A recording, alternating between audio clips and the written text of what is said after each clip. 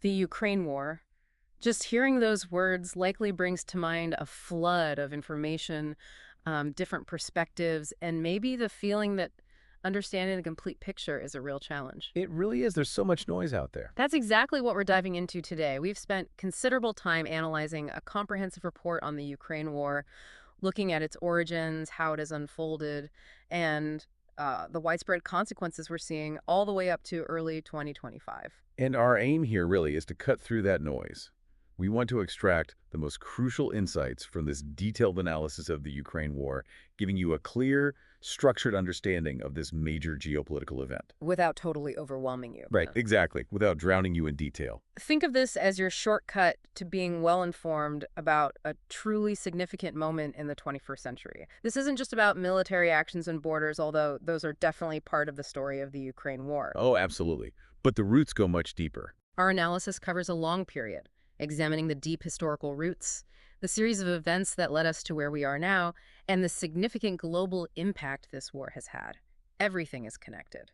And grasping those connections is really key to understanding the Ukraine war. Okay, let's unpack this, starting right at the beginning. Yeah, the report really emphasizes that to truly understand the current Ukraine war, you have to look at the long, complicated history between Russia and Ukraine. This isn't something that just started recently. Right. It's a story centuries in the making. We're talking about a shared origin in Kievan Roses way back, 9th to 11th centuries. And Russia really emphasizes this. It's foundational to their narrative of a single, unified historical space. But what's fascinating here is how history then took different paths, as the report highlights. While that shared origin is undeniable. The territories that now make up Ukraine experience very distinct periods under, say, Lithuanian and Polish influence. So different experiences, different identities starting to form. Precisely. The key insight here is that while a shared origin exists, these vastly different historical trajectories led to fundamentally opposed narratives of identity and belonging. And those narratives are right at the heart of the current conflict. And then you've got things like the Cossack Hetmanate and the Treaty of Pereyaslav in 1654. This is where interpretations really diverge, isn't it? Oh, absolutely. Russia tends to frame Pereyaslav as a reunification, a natural coming back together. But from a Ukrainian perspective, or at least many Ukrainian historians, It's often viewed more as a military alliance, one that, well, Russia ultimately exploited to assert control. Yeah. Different readings of the same event. which connects to the bigger picture of the Ukraine war, right? Yeah. The Russian Empire gradually absorbing Ukrainian lands. And systematically suppressing Ukrainian identity. Language, culture, it all face significant pressure over centuries. And Crimea plays a huge role in this historical narrative for Russia within the context of the Ukraine war, doesn't it? It's not just strategic geography. No, not at all. Russia emphasizes Crimea's historical significance, linking it to the adoption of Orthodox Christianity, its role as the home of the Black Sea Fleet since 1783. So the narrative is that it's intrinsically Russian land. That's the narrative they push, yes. A perspective that directly clashes with Ukraine's view of its own territorial integrity, especially in the context of the ongoing war. Okay, fast forward to the early 20th century. After the Russian Revolution, there's that brief window where a Ukrainian state reemerges. Very briefly, but it's soon incorporated into the USSR in 1922. Ukraine becomes one of the Soviet republics. And what's critical to note here, looking towards the roots of the Ukraine war, is the 1954 transfer of Crimea. Yes, under Khrushchev. It was transferred from the Russian SFSR to the Ukrainian SSR. The official reasons cited were economic links, geographical proximity, celebrating the 300th anniversary of Pereyaslav. But Russia later questioned this. Significantly, especially after Ukraine gained independence in 1991. They began questioning the legitimacy, sometimes framing it as just a political maneuver by Khrushchev, lacking proper legal basis. So all these historical points, these clashing interpretations, they're not just academic debates, they're active components of the current conflict. Absolutely. This historical backdrop forms a crucial ideological foundation for the Ukraine war today, used by both sides to justify actions, claims, and political goals. Okay, so the Soviet Union collapses. Ukraine declares independence in 1991, huge support in the referendum. But even as an independent nation, Ukraine is still navigating that complex relationship with Russia. That's a key takeaway when looking at the precursors to the Ukraine war. Those early years were all about Kyiv trying to secure its sovereignty while dealing with, well, the shadow of Russia. It was a tightrope walk. Balancing East and West, essentially. Exactly. Trying to build relationships with the West while managing ties with Russia and also navigating those same West-East divisions internally within Ukraine itself. And their foreign policy really reflected that balancing act. It absolutely did. And this balancing act, crucial in the lead-up to the Ukraine war, gets even more complex with the 1994 Budapest Memorandum. Ah, yes, where Ukraine gives up its nuclear weapons. Its massive nuclear arsenal, inherited from the Soviet Union. In exchange, it received security assurances from Russia, the U.S., and the U.K. regarding its independence, sovereignty, and existing borders. Assurances that, well, didn't exactly hold up. That's putting it mildly. The failure of those guarantees is a stark lesson, raising huge questions about the credibility of such assurances and the complexities of disarmament, all with major implications for the current Ukraine war. Around the same time, 94, Ukraine also joins NATO's Partnership for Peace. It did. But Russia, even while participating in PFP itself, was consistently voicing strong opposition to any eastward expansion of NATO as a military alliance, framing it as a direct security threat. That tension was there from early on. And energy politics, that was always a friction point leading up to the Ukraine war. A major one. Ukraine's reliance on Russian natural gas gave Moscow significant leverage. We saw multiple gas disputes, even supply shutoffs. Using energy as a political weapon. Pretty clearly, yes. It highlighted Ukraine's vulnerability. Then comes the 2004 Orange Revolution, a big turning point. Huge. Sparked by claims of widespread fraud in the presidential election favoring the Moscow-backed candidate Viktor Yanukovych. The results were annulled, there were massive protests, and the rerun election was won by the pro-Western candidate Viktor Yushchenko. And that definitely set off alarm bells in Moscow about Ukraine potentially slipping permanently out of its orbit. Which leads to Ukraine pushing harder for Western integration, like pursuing a NATO Membership Action Plan, a MAP, in 2008. Yes, at the Bucharest summit. This further heightened tensions contributing to the later Ukraine war. NATO's response was interesting. They said Ukraine would become a member eventually. But they refused to offer a MAP right then, largely due to concerns about provoking Russia, especially coming right after the Russo-Georgian War that same year. It showed just how delicate that geopolitical balance was. And then Yanukovych, the candidate from 2004, actually wins the presidency in 2010. He does, and in 2013, things really come to a head. His government suspends preparations for signing the EU association agreement. Opting for closer ties with Russia instead. Under significant Russian pressure, yes. And that decision directly triggers the Euromaidan protests, a really pivotal moment in the lead-up to the Ukraine war. So it feels like this persistent struggle over Ukraine's alignment, internal divisions, Russian pressure against a westward path, it was just building and building until it hit a breaking point. That's a very accurate way to put it. A breaking point was reached. Now let's talk specifically about NATO enlargement, because this is absolutely central to Russia's justification for its actions in the Ukraine war. They maintain there were promises made back in 1990. Verbal promises, they claim. During the negotiations around German reunification, the Russian contention is that figures like West German Foreign Minister Genscher, U.S. Secretary of State Baker, even Chancellor Kohl, gave assurances to Soviet leader Gorbachev that NATO would not expand eastward beyond Germany. And Russia argues that every subsequent round of NATO enlargement violated these understandings. That's their argument, moving military infrastructure closer to their borders, posing an unacceptable security threat. It's a key grievance cited constantly in the context of the Ukraine war. Though it's worth noting, Gorbachev's own recollections on this specific point have been somewhat inconsistent over the years. And Russia really hammered this home in December 2021, right before the full-scale invasion, demanding those legally binding guarantees. Absolutely. Guarantees to halt further NATO expansion, roll back infrastructure in Eastern Europe to basically 1997 levels. Demands the West saw as impossible. Because NATO and Western governments deny any binding promise was ever made, right? They firmly deny it. They stress there's no written agreement restricting enlargement. Their position is that those 1990 discussions were specifically about the non-deployment of non-German NATO forces into the territory of the former East Germany, not a blanket commitment covering the sovereign choices of other independent nations. And NATO always points to its open door policy. Right, the principle that any European nation can seek membership. Yeah. And they consistently frame NATO as a defensive alliance, posing no inherent threat to Russia. They also argue that forces are stationed in Eastern member states at the request of those states. often in response to Russia's own actions, like its aggression against Georgia in 2008 or its initial intervention in Ukraine in 2014. And of course, for Ukraine and other Eastern European countries, NATO membership is seen as essential protection against potential Russian aggression. Exactly. So you have this fundamental clash of security paradigms at the absolute heart of the Ukraine war.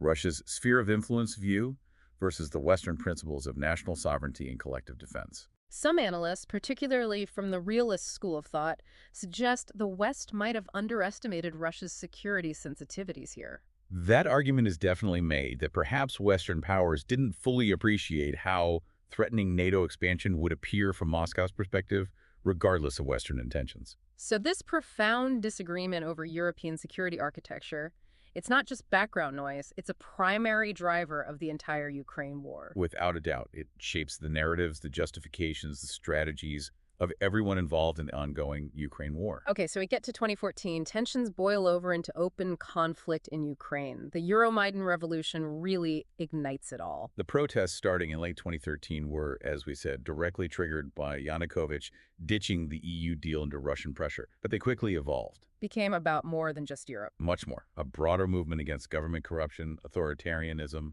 police brutality. And things turned really violent in February 2014 in Kyiv. The clashes, the deaths of the Heavenly Hundred. Tragic scenes. Mediation efforts collapsed. And then Yanukovych fled to Russia on February 22nd. And the Ukrainian parliament quickly removes him, installs a new government. And this is the moment Moscow refuses to recognize the new leadership. They immediately frame it as an illegitimate, Western-backed coup d'etat. So, for Moscow, seeing their preferred leader ousted, their influence strategy in Ukraine collapsing, that prompts a shift. A dramatic shift. Yeah. Towards direct military intervention. They saw their strategy of influence through politics and economics failing, and the prospect of Ukraine definitively turning westward seems to have triggered an immediate, forceful response, a major escalation in the conflict that became the Ukraine war. And that forceful response starts immediately with Crimea. The annexation was incredibly fast. Almost overnight, a swift, covert operation launched right after Yanukovych fled. Those infamous little green men, armed soldiers without insignia, suddenly appear. Russia initially denied they were their troops. Initially, yes, complete denial. But Putin later openly admitted they were Russian forces securing the peninsula. They seized the parliament, installed a pro-Russian leader, Aksionov. And then organized that referendum on joining Russia in mid-March. Very hastily arranged. With results claiming overwhelming support, but under questionable circumstances. Highly questionable. Held under military occupation, intense pro-Russian propaganda, no real international observation. Many Ukrainians and the Crimean Tatar community boycotted it. It's widely viewed as illegitimate. Crimea declares independence, requests to join Russia, and Moscow formalizes the annexation within days. Yes, the treaty was signed March 18th, ratified quickly. Russian control is consolidated, Ukrainian military bases seized. And Russia's justifications. Protecting ethnic Russians, self-determination based on the referendum, the historical ties. Those were the official justifications. But internationally, the condemnation was widespread and immediate. The UN General Assembly passed a resolution affirming Ukraine's territorial integrity, declaring the referendum invalid. Denounced by Ukraine, the EU, the US, a clear violation of international law, and the Budapest Memorandum. Absolutely. It led to Russia's suspension from the G8, the first rounds of Western sanctions targeting individuals and entities involved. Ukraine, to this day, officially refers to it as the temporary occupation of its territory. What was so significant about this, in the context of the broader Ukraine war and European history? It was the first forcible annexation of territory belonging to a sovereign European state by another European power since World War II. It shattered the post-Cold War security assumptions and set a deeply worrying precedent. And while Crimea was being annexed, conflict was also erupting in the Donbas region of eastern Ukraine, widening the Ukraine war significantly. Exactly. Concurrent with and following Crimea, Russia actively fueled and supported armed conflict in Donetsk and Luhansk oblasts. We saw those pro-Russian protests, seizure of government buildings. Often led or facilitated by individuals with Russian connections, including Russian citizens like Igor Girkin, who played a key role early on. They proclaimed the Donetsk People's Republic and Luhansk People's Republic after holding their own referendums in May 2014 again, widely seen as illegitimate shams. Ukraine launched its anti-terrorist operation, the ATO, to regain control. And initially, they had some success. They did make advances in the summer of 2014. But then Russia's involvement deepened significantly. Covert intervention with regular troops. Yes. In August 2014, evidence mounted of Russian regular army units, tanks, artillery crossing the border. This intervention turned the tide, particularly in battles like Ilovaisk, where Ukrainian forces suffered a devastating defeat. And Russia denied direct involvement. Consistently denied it, despite substantial evidence captured soldiers, satellite imagery, equipment trails. Though later, the European Court of Human Rights ruled Russia had effective control over the separatist areas from mid-2014. This escalation led to the Minsk agreements, right? Attempts to stop the fighting in this early phase of the Ukraine war. Yes, the Minsk Protocol, or Minsk First, was signed in September 2014. It called for a ceasefire, withdrawal of heavy weapons, OSCE monitoring. But it broke down very quickly. More intense fighting followed, leading to Minsk II. Yes. After heavy fighting around Debaltseve in early 2015, the Minsk II agreement was reached in February 2015, brokered by the Normandy format leaders, Germany, France, Russia, Ukraine. What was different about Minsk II? It reiterated many Minsk I points, but added a more detailed political roadmap. Constitutional reform in Ukraine granting special status to parts of Donbass, local elections under Ukrainian law, and eventual restoration of Ukrainian control over the border, but only after a political settlement was largely achieved. But Minsk II also failed to bring lasting peace to eastern Ukraine. Why? Fundamentally, due to conflicting interpretations and a complete lack of political will to implement it fully. Ukraine prioritized securing the border and ceasefire before political concessions. Russia and its proxies demanded political steps, like the special status and elections, happen first. The sequencing was irreconcilable. So the conflict just settled into this grinding trench warfare. Exactly. A protracted, low intensity compared to 2022, but still deadly war along a static contact line, with frequent ceasefire violations. And the human cost of that Donbass war, just between 2014 and early 2022, was already immense. Staggering. Over 14,000 people killed, civilians, Ukrainian soldiers, Russian and proxy forces. Around 1.6 million internally displaced within Ukraine by 2016, over 1 million refugees fleeing abroad. The downing of Malaysia Airlines flight MH17 in July 2014, killing all 298 aboard, attributed by international investigators to a Russian Buk missile system fired from separatist-controlled territory, highlighted the horrific international dimension. Ukraine formally shifted its approach in 2018 from ATO to the Joint Forces Operation, JFO, legally designating the territories as occupied. Correct. It was clear that the unresolved Donbass conflict, kept simmering by Russian support and the failure of Minsk, was a major festering wound and served as a primary pretext for the full-scale invasion that escalated the Ukraine war in 2022. Absolutely. The failure to resolve Donbass provided Russia with a justification, however fabricated, for the massive escalation that followed. Which brings us right to the brink 2021 into early 2022, that massive Russian military buildup around Ukraine's borders. It started picking up steam in spring 2021, then intensified dramatically through late 2021 and early 2022. Estimates reached up to 190,000 troops near Ukraine and in Crimea by February 2022. Huge amounts of military hardware. All while Russia was publicly denying any plans to invade Ukraine. Repeatedly and forcefully denying it, calling Western warnings hysteria. And then came those draft treaties in December 2021, Russia's demands for sweeping security guarantees that essentially aim to rewrite the post-Cold War order in Europe and directly impact Ukraine. Those demands were extraordinary, a legally binding halt to any further NATO enlargement, specifically barring Ukraine forever. Limitations on NATO deployments in Eastern Europe, essentially rolling them back to 1997 positions. Restrictions on missile deployments, they were widely seen in the West as completely unacceptable, non-negotiable demands. The U.S. and NATO rejected the core demands but offered talks on arms control, risk reduction. Yes, they engaged in diplomacy in January 2022, suggesting areas for discussion like missile transparency and military exercises. But the fundamental disagreements on NATO and spheres of influence couldn't be bridged. The talks failed to de-escalate the situation or prevent the impending escalation of the Ukraine war. And meanwhile, the Kremlin's rhetoric against Ukraine intensified dramatically. Extremely hostile narratives portraying Ukraine as an imminent aggressor, making completely unfounded claims about planning attacks on Donbass or Russia itself, even alleging genocide against Russian speakers. Intelligence agencies were warning about potential Russian false flag operations to manufacture a pretext for invading Ukraine. Then Putin delivered that long, televised address on February 21st, 2022. A really remarkable speech. Deeply revisionist history, questioning Ukraine's legitimacy as a sovereign state, reiterating grievances against NATO expansion, It felt like a declaration of intent regarding Ukraine. Followed immediately by Russia formally recognizing the independence of the DPR and LPR.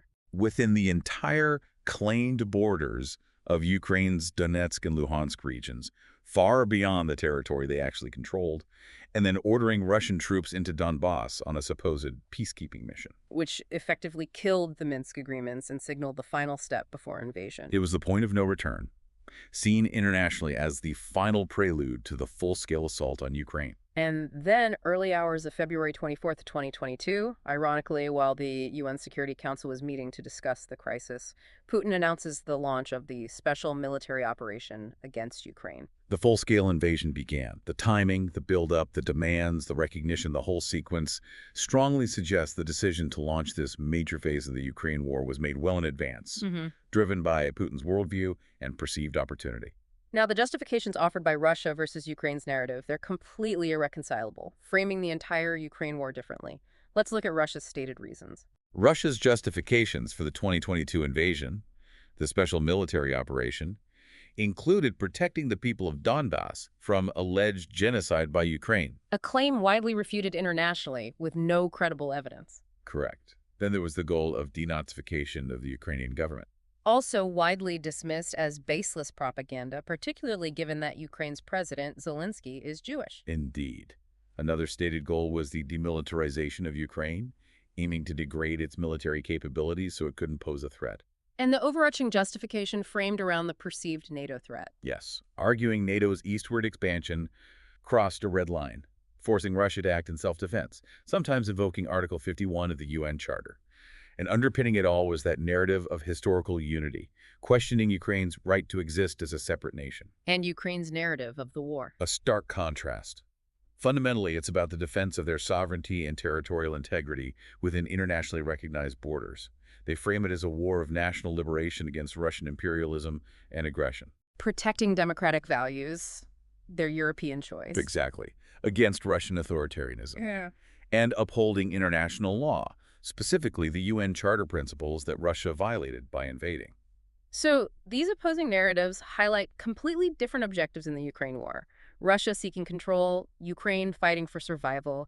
The information war becomes critical. Absolutely. It's a battle for hearts and minds, domestically and internationally, reflecting that irreconcilable ideological chasm. Okay, let's trace the chronology of the full-scale invasion itself, the major phases and battles from February 2022 up to our analysis point in early 2025, marking the key stages of the Ukraine war.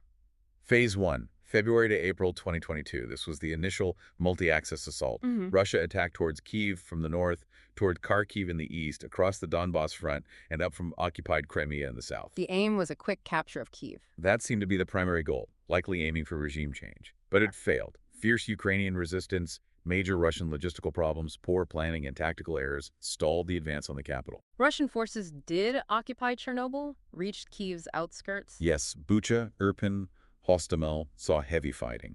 In the south, Russia had more success initially, capturing Kherson City relatively quickly and establishing that land bridge connecting Crimea to the Donbass via Mariupol. But by late March, early April, Russia withdraws from the north. Yes, a major strategic shift. They abandoned the Kyiv and Chernihiv fronts, refocusing their efforts entirely on the east and south. Their withdrawal revealed the horrific atrocities committed against civilians in places like Bucha. Phase 2 then, April to August 2022, sees Russia concentrating on Donbass and the south. Right. This period was dominated by the brutal siege and eventual fall of Mariupol in May, which solidified that land bridge. Russia then ground forward in Luhansk Oblast, capturing Sierodonetsk in June and Lysychansk in July, gaining control over almost the entire region. And they occupied the Zaporizhia nuclear power plant. Yes, a deeply concerning development, raising global fears about nuclear safety. Russia's blockade of Ukraine's Black Sea ports also continued, severely impacting global food supplies and driving up prices, another major consequence of the Ukraine war. Phase 3, August to November 2022, is marked by Ukrainian counteroffensives. Big momentum shifts here. Ukraine launched a counteroffensive in the south, putting pressure on Kherson. But the really stunning success was in the northeast, in Kharkiv Oblast, in September. A rapid collapse of Russian lines there. Yes, a lightning offensive liberated huge swaths of territory, including key towns like Izium, Kupiansk, and later Lyman in neighboring Donetsk. It was a major blow to Russian morale and strategy. How did Russia respond to these setbacks in the Ukraine war? With several key moves, Putin announced a partial mobilization in September, drafting hundreds of thousands of reservists, though it was chaotic. They also held those sham referendums in the occupied parts of Donetsk, Luhansk, Kherson, and Zaporizhia, Followed by formal illegal annexation declarations. which were condemned and unrecognized internationally. But the military pressure from Ukraine continued, especially in the south. Leading to the liberation of Kherson City. Yes, in November 2022, Russia announced a withdrawal from Kherson City and the entire west bank of the Dnipro River, a major strategic and symbolic victory for Ukraine in the ongoing war. Phase 4 takes us through the winter of 2022 into mid-2023. What characterized this period of the Ukraine war? The front lines largely stabilized after the Kherson withdrawal. It became a period of intense attritional warfare, particularly in the east. The battle for the city of Bakhmut in Donetsk Oblast became the absolute epicenter. Described as incredibly brutal, a real meat grinder. Absolutely. Massive casualties on both sides for very limited territorial gain. Russia launched a broad winter offensive, but made only marginal advances elsewhere. They also relentlessly targeted Ukraine's energy infrastructure with missile and drone strikes throughout the winter. And this is when the feud between Wagner's Prigozhin and the Russian military leadership really boiled over publicly. Yes, Prigozhin was constantly criticizing Shoigu and Gerasimov, accusing them of incompetence and withholding ammunition during the Bakhmut fight. Russia eventually claimed full capture of the destroyed city of Bakhmut in May 2023. Phase 5 then, June to December 2023, centered on Ukraine's much-anticipated counteroffensive. Launched in June across several axes, primarily in the south towards Zaporizhia and in the east near Bakhmut. Hopes were high, but it proved incredibly difficult. Why did it struggle to achieve breakthroughs? Ukraine encountered very extensive Russian defensive lines, multiple layers of trenches, fortifications, vast minefields laid over months. Russia also had air superiority, using attack helicopters and jets effectively against advancing Ukrainian forces. Progress was slow, painful, and costly in terms of casualties and equipment. The Kakhovka dam breach also happened in June 2023. A catastrophic event causing massive flooding, humanitarian disaster, and ecological damage. Ukraine and Russia accused each other. The exact cause remains disputed, but evidence points towards an internal explosion in the Russian-controlled section. And the brief Wagner mutiny happened in late June. Yes, Prigozhin launched an armed rebellion, seizing military headquarters in Rostov-on-Don and marching towards Moscow before abruptly halting the advance after a deal was supposedly brokered. A moment of intense internal instability for Russia amidst the Ukraine war. But by the end of 2023, the assessment was that the Ukrainian counteroffensive hadn't achieved its main strategic objectives. That was the general consensus. It hadn't broken through Russian lines decisively or cut the land bridge to Crimea. The war seemed to settle back into positional warfare, a stalemate. Which brings us to Phase 6 in our analysis, covering 2024 into early 2025, Russia regaining the initiative. It appears so. Russia leveraged its advantages in manpower and munitions, intensifying offensives in the east. They captured the heavily fortified town of Avdiivka in February 2024 after a long and costly battle, forcing a Ukrainian withdrawal. And continued making slow advances elsewhere. Yes, pushing towards key points, like Chasiv Yar near Bakhmut, towards Pokrovsk further west in Donetsk, capturing smaller settlements. Slow, grinding gains, but consistent pressure. How did Ukraine respond during this phase of the war? The focus shifted largely to defense, trying to hold lines while dealing with significant ammunition shortages, particularly artillery shells and ongoing manpower challenges, prompting difficult debates about mobilization. Ukraine did increase its production and use of long-range drones, striking targets deep inside Russian refineries, military bases. And the surprising Ukrainian incursion into Russia's Kursk Oblast in August 2024. That was unexpected. Ukrainian forces crossed the border, seizing several villages. It was a tactical success, forcing Russia to divert resources, but its overall strategic impact on the wider Ukraine war seemed limited. A significant development reported during this phase was the increasing involvement of North Korean troops. Yes. Reports emerged and were eventually confirmed by Moscow and Pyongyang. By early 2025, thousands of North Korean soldiers deployed alongside Russian forces, particularly noted during the Kursk fighting. This added significantly to Russia's manpower pool in the ongoing war. So where does this leave the state of play in May 2025, according to the report's analysis of the Ukraine war?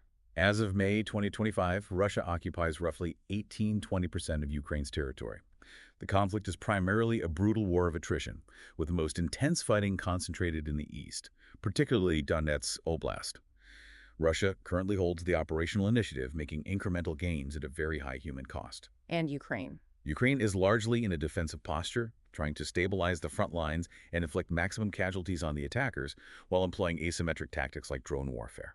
Renewed diplomatic efforts led by the U.S. under the Trump administration were underway but facing significant hurdles. The outlook seems to be for a protracted conflict. Yes. The assessment is that a protracted conflict is likely, with Russia potentially having advantages in a long attritional struggle, unless there are major, sustained shifts in Western military aid to Ukraine or unforeseen changes in the internal dynamics of either country. Now, the Ukraine war isn't just about the front lines. Let's look at the leadership and allies, starting with military leadership and strategy, Russia first. Putin's obviously the ultimate decision maker. Absolutely. Beneath him, key figures directing the war effort include Valery Gerasimov, Chief of the General Staff since 2012, appointed overall commander of the Special Military Operation in January 2023. He was involved in the initial flawed planning and faced sharp criticism from Prigozhin. He also has an ICC arrest warrant related to attacks on civilian infrastructure in Ukraine. Sergei Shoigu, Now, defense minister for a long time. from 2012 until May 2024, he oversaw the Crimea annexation, the Donbass War, and the first 2 years of the full-scale invasion, a key figure in the decision to invade. Also faced criticism for initial failures and friction with Prigozhin. He was replaced as defense minister but moved to secretary of the Security Council, also under an ICC warrant. Replaced by Andrei Belousov, a civilian economist.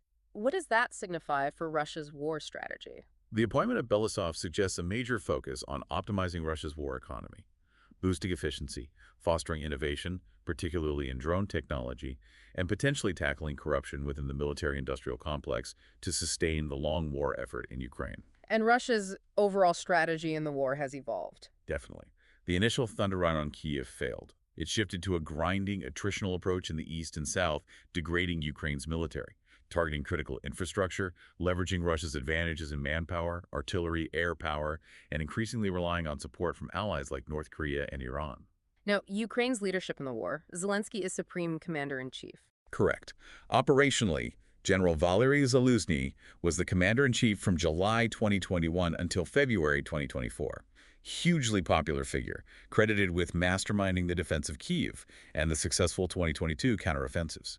Why was he replaced mid-war? Reports suggested growing friction with President Zelensky over strategy, mobilization approaches, maybe even Zaluzhny's popularity. His dismissal came after acknowledging the war had reached a stalemate in late 2023. Replaced by General Alexander Syrsky. Yes, Syrsky had commanded the ground forces, led the defense of Kyiv and the Kharkiv counteroffensive. But he's also associated with the costly, attritional defense of Bakhmut, earning him the grim nickname Butcher among some soldiers. His appointment was framed as a necessary reboot for Ukraine's war effort. He emphasized troop rotation and technology. Other key figures in Ukraine's war leadership? Kirill Budanov, the head of military intelligence, GRDIU, has become a very prominent and outspoken figure, playing a key role in intelligence and special operations.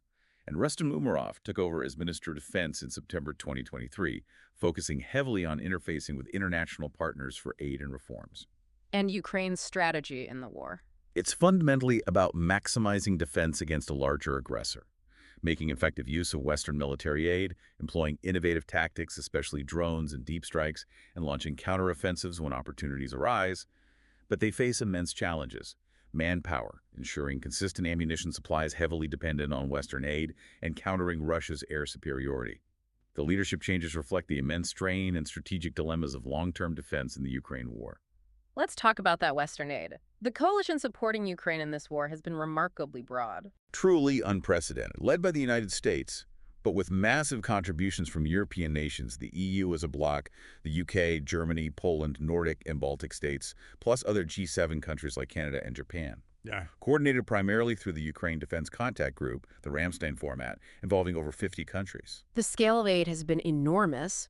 What are the rough figures by early 2025? According to the Kiel Institute trackers cited in the report, by February 2025, Europe had allocated around $170 billion in total support, military, financial, humanitarian, since the start of the full-scale Ukraine war. The U.S. had allocated around $147 billion. So Europe actually overtook the U.S. in total allocated aid. In total commitments, yes. which marked a shift from the initial U.S. lead. Right. However, delays and political uncertainty surrounding U.S. aid, especially after early 2025, put more pressure on Europe to deliver. What forms has the military aid taken?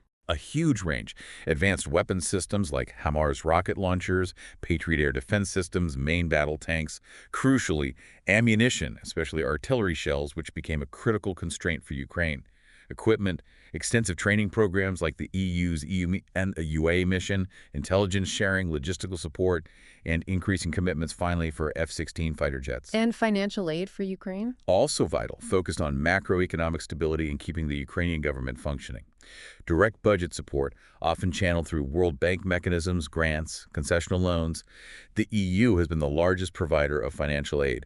The G7 also agreed on loans backed by future revenues from frozen Russian assets. And humanitarian aid. Massive efforts coordinated by UN agencies, the Red Cross, numerous NGOs, providing food, medicine, shelter, cash assistance, supporting refugees and internally displaced people.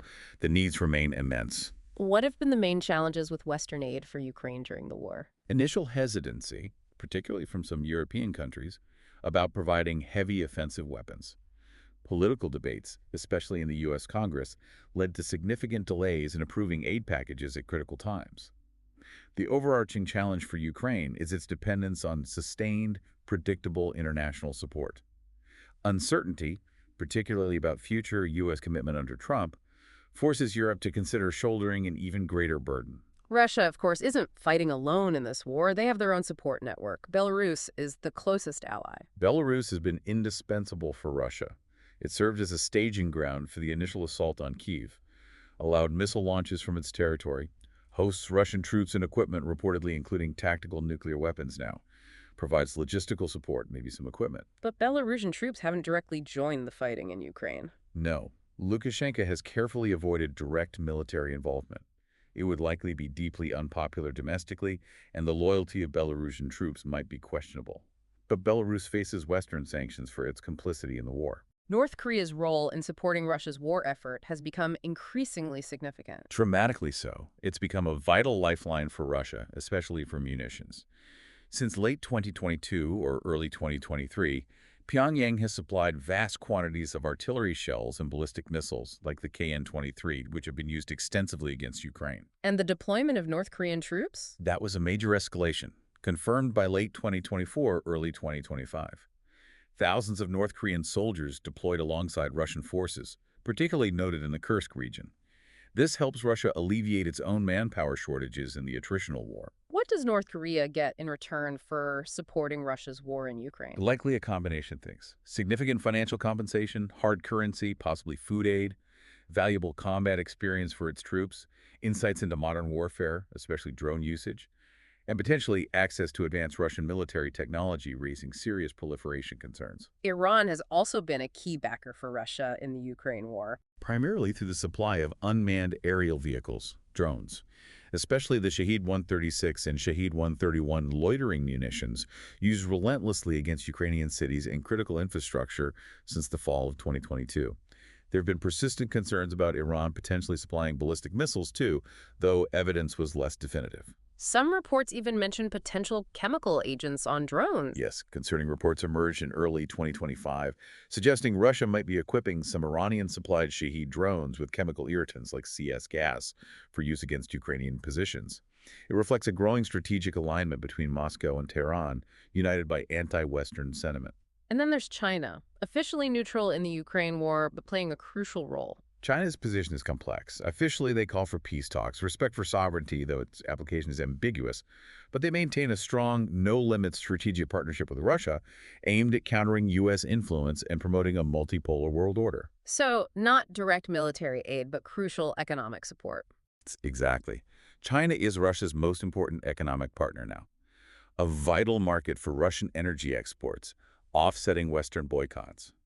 And crucially, a key supplier of goods sustaining Russia's war machine, especially dual-use items like microelectronics, machine tools, drone components. This helps Russia's defense industry and cushions the economy from sanctions. Have there been accusations of more direct support from China for Russia's war effort? The U.S. and Ukraine have accused China of providing more direct support, perhaps intelligence sharing or components for weapon systems, but Beijing denies this. China avoids overt military backing that could trigger secondary sanctions. But their economic and technological support is indispensable for Russia. Absolutely. It allows Russia to mitigate Western pressure, sustain its war economy, and continue the conflict in Ukraine. China also provides important diplomatic cover for Russia in international forums like the UN. Let's turn to the global shockwaves of the Ukraine war, starting with the immense human tragedy. It's almost impossible to overstate. The UN Human Rights Monitoring Mission had verified over 42,000 civilian casualties killed or injured by early 2025, but they stress the actual figures are likely much, much higher, the vast majority caused by explosive weapons used in populated areas. Just horrific incidents, like missile strikes on apartment buildings, train stations, that playground strike in Kryvyi Rih. And the displacement, Europe's largest refugee crisis since World War II. Staggering numbers. The UNHCR reported around 6.9 million Ukrainian refugees globally by early 2025, mostly hosted in Europe, with Poland initially taking the largest share. On top of that, around 3.7 million people were internally displaced within Ukraine. That's roughly a quarter of Ukraine's entire pre-war population forced from their homes, mostly women and children. The destruction of homes and infrastructure has been massive. Widespread and deliberate targeting of residential buildings, schools, hospitals, critical energy infrastructure, cultural sites. By the end of 2024, estimates suggested around 13% of Ukraine's entire housing stock, over 2.5 million homes, had been damaged or destroyed. The attacks on the energy grid caused severe power outages and hardship, especially during winter. And the allegations of war crimes committed during the Ukraine war. Numerous credible reports and investigations document alleged war crimes by Russian forces, indiscriminate attacks on civilians, summary executions, torture, widespread sexual violence, the forced deportation of Ukrainian civilians, including thousands of children, to Russia or Russian-occupied territories. The evidence from places like Bucha after the Russian withdrawal was horrifying. Bucha, the bombing of the Mariupol drama theater where civilians were sheltering. These incidents sparked international outrage. The International Criminal Court opened an investigation and has issued arrest warrants for President Putin, former Defense Minister Shoigu, and General Gerasimov, related to the unlawful deportation of children and attacks targeting civilian infrastructure. How has the humanitarian response coped with the scale of this practice during the Ukraine war? UN agencies, the Red Cross, international and local NGOs have mounted a massive response providing food, shelter, cash, medical care, psychosocial support, but the needs are immense, estimated at around 13 million people needing assistance in 2025. Funding shortfalls are a constant challenge, and a major problem is ensuring safe and unimpeded humanitarian access, especially to the estimated 1.5 million civilians living in Russian-occupied territories. The immediate tragedy is clear, but the long-term impact. It's profound. Mass displacement, deep psychological trauma, the destruction hindering any return or recovery. The war is deeply scarring Ukraine's social fabric, likely for generations. The economic fallout from the Ukraine war has also been global. Energy markets were hit hard initially. Yes, Russia being a major global supplier of oil and gas. The invasion, subsequent sanctions, and Russia deliberately cutting supplies to Europe led to sharp spikes in energy prices in 2022, which was a major factor driving global inflation. Prices moderated later. They did, as markets adjusted and Europe moved remarkably quickly to diversify away from Russian energy, finding alternative suppliers like the U.S. LNG, Norway, Qatar, and accelerating renewables. But it reshaped global energy flows. The G7 also implemented an oil price cap on Russian seaborne crude, though its effectiveness has been debated. Food security was another major global impact of the Ukraine war. Critical impact. Ukraine and Russia are both huge exporters of grain wheat, maize, barley, plus sunflower oil and fertilizers. The war disrupted planting, harvesting, and crucially, exports from Ukraine's Black Sea ports. Leading to soaring food prices globally. Yes, disproportionately affecting vulnerable populations in the Middle East and Africa who rely heavily on those supplies. The UN and Turkey brokered the Black Sea Grain Initiative, BSGI, which provided some temporary relief. But Russia pulled out of that deal in July 2023. They did, renewing threats to shipping. Ukraine managed to establish alternative export routes through the Danube River and a new maritime corridor closer to shore, but global food prices remain elevated, and food inflation persists in many developing countries due to the ongoing war. So energy and food price shocks were major drivers of that global inflation surge. Absolutely.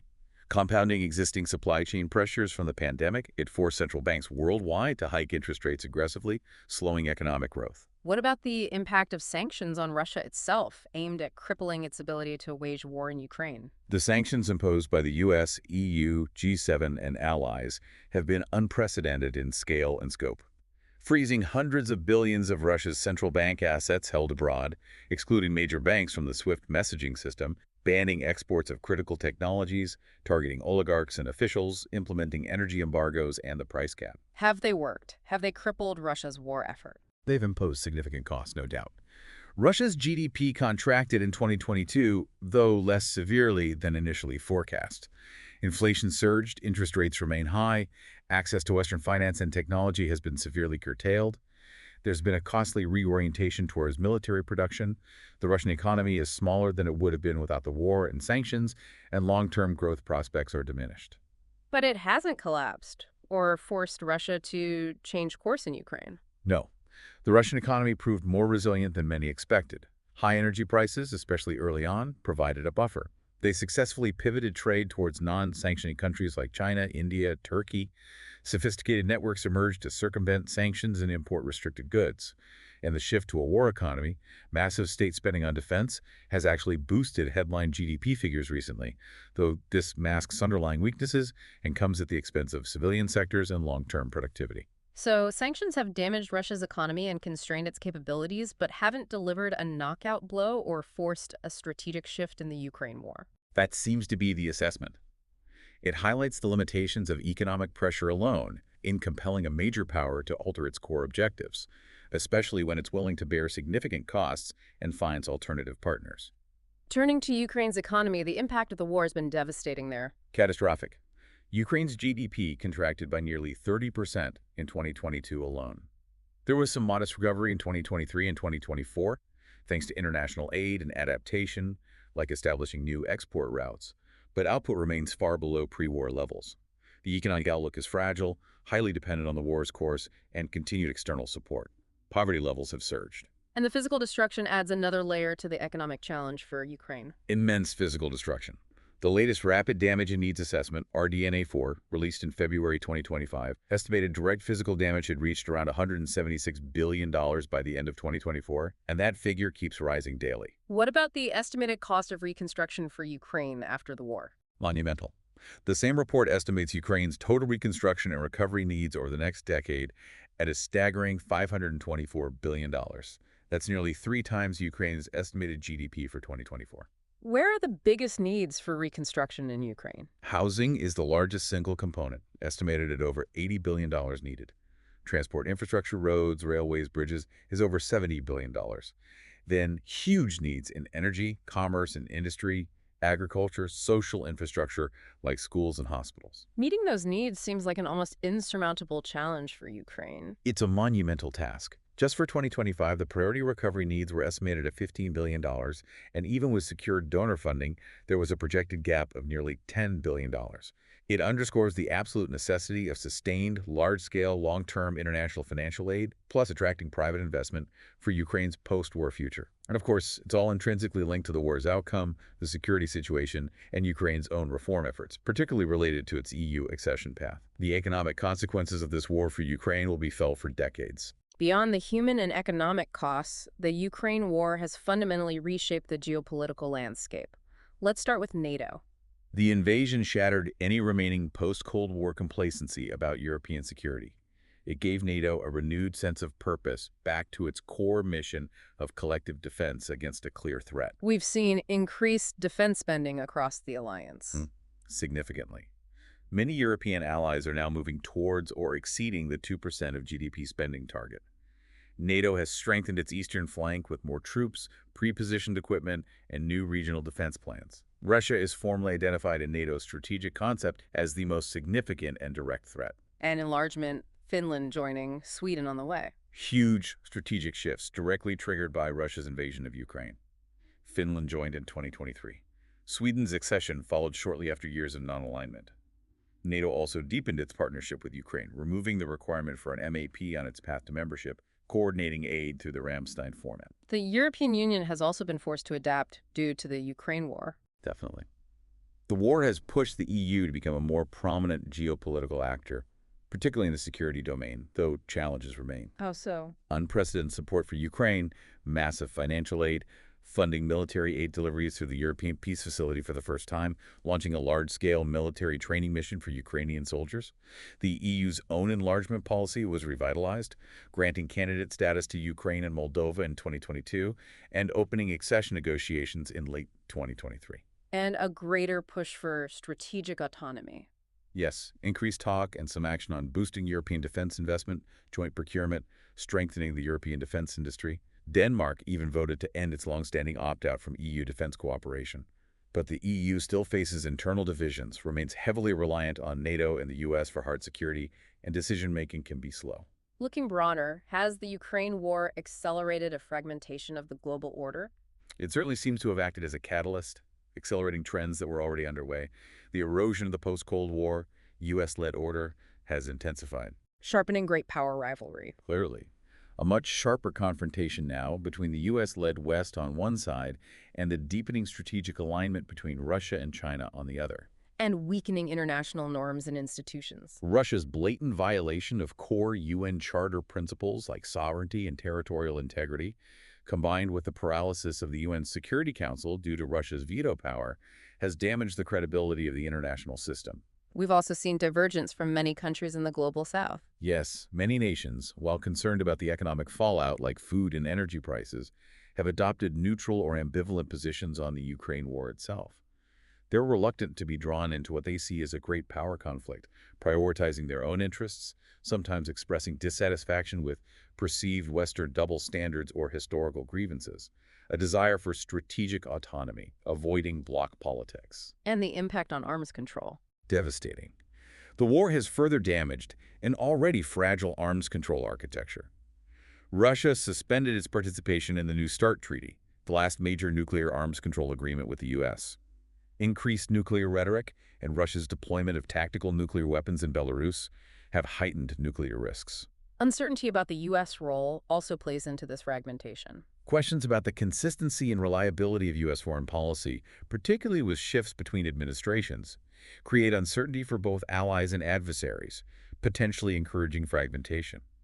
So the Ukraine war acted as a catalyst, solidifying some alliances like NATO, deepening divisions elsewhere, highlighting the assertiveness of middle powers and the global south. Exactly.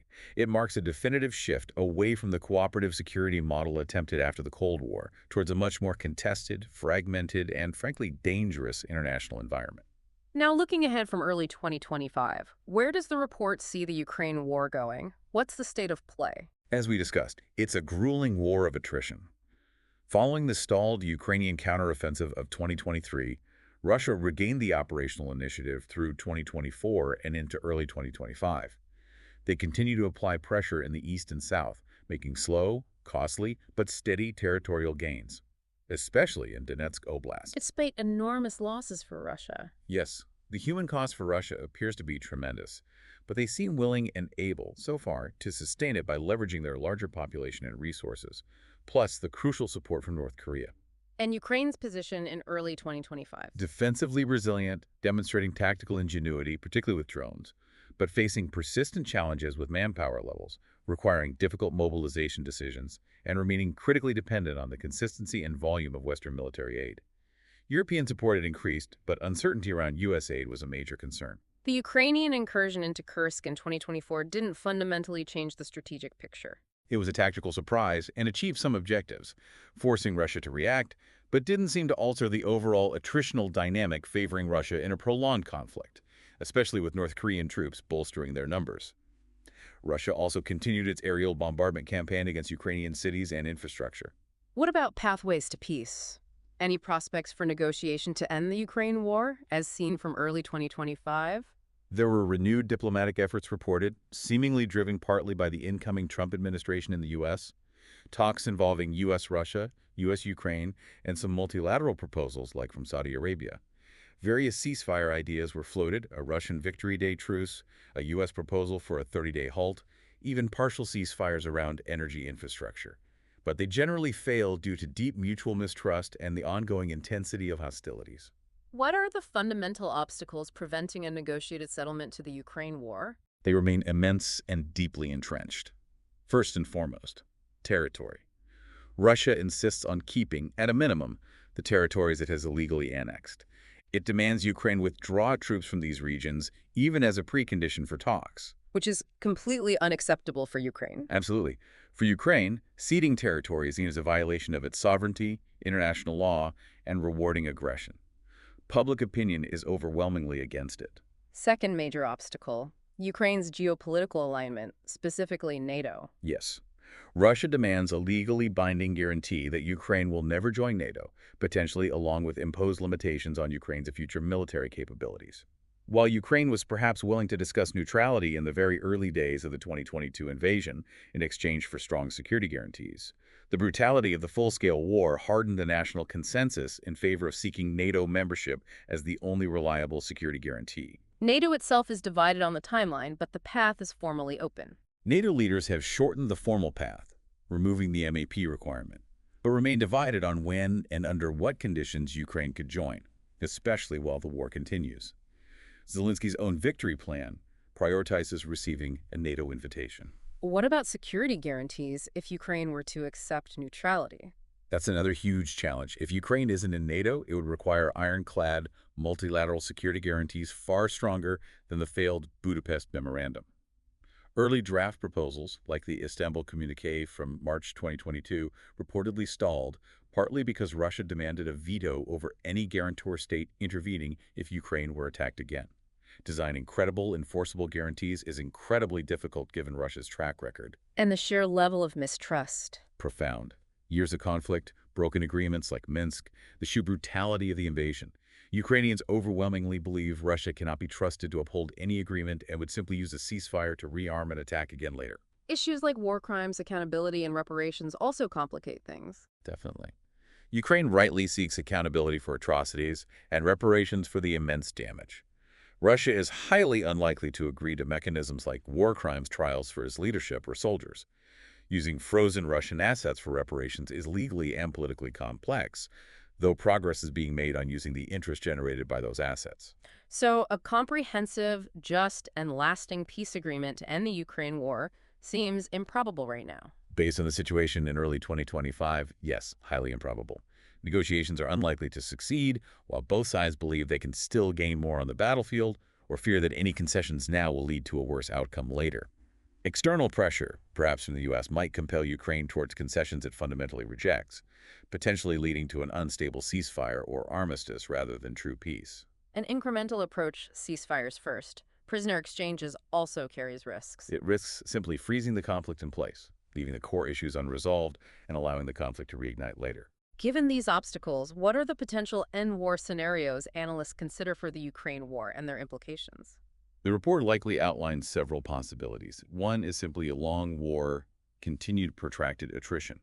The conflict drags on indefinitely, perhaps with slowly shifting front lines, maybe intense bursts of fighting, followed by lulls. Implications of a long war scenario in Ukraine.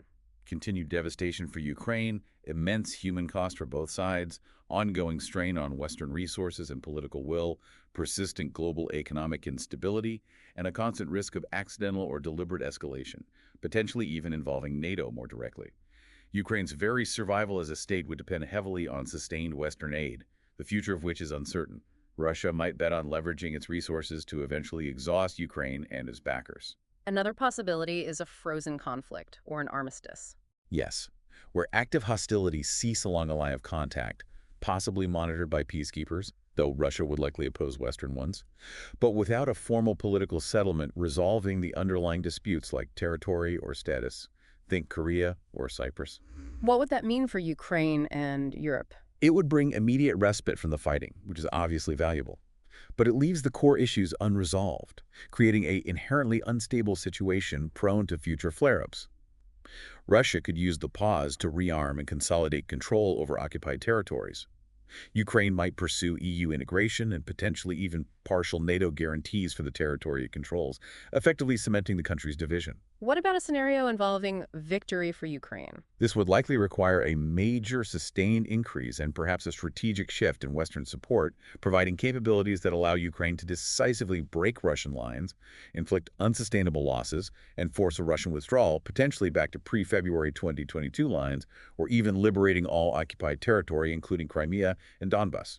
Implications of a Ukrainian victory in the war. It would uphold the principles of sovereignty and territorial integrity, potentially deter future aggression, and could lead to significant political instability within Russia itself. However, based on Western constraints and concerns about escalation, especially nuclear, this scenario currently seems less likely without a major policy change in key Western capitals. Conversely, what about a defeat for Ukraine or a Russian victory? This scenario could result from Ukrainian collapse on the battlefield, perhaps due to exhaustion, lack of manpower or ammunition, or decisive withdrawal of Western support. It would likely involve Ukraine being forced to accept significant territorial losses, impose neutrality, limitations on its military, and potentially a change of government in Kyiv more amenable to Moscow. The implications of that outcome. Catastrophic for Ukraine's sovereignty and future. It would likely embolden Russia further, severely damage Western credibility, and fundamentally destabilize the European security order for decades. Finally, a negotiated settlement remains a theoretical possibility. Yes, a formal peace agreement reached through diplomacy and compromise, landing somewhere between Ukraine's maximalist demands, full liberation, reparations, accountability, and Russia's territorial gains, neutrality, demilitarization. The specific outcome would depend heavily on the situation on the battlefield at the time of negotiation and the leverage exerted by international actors.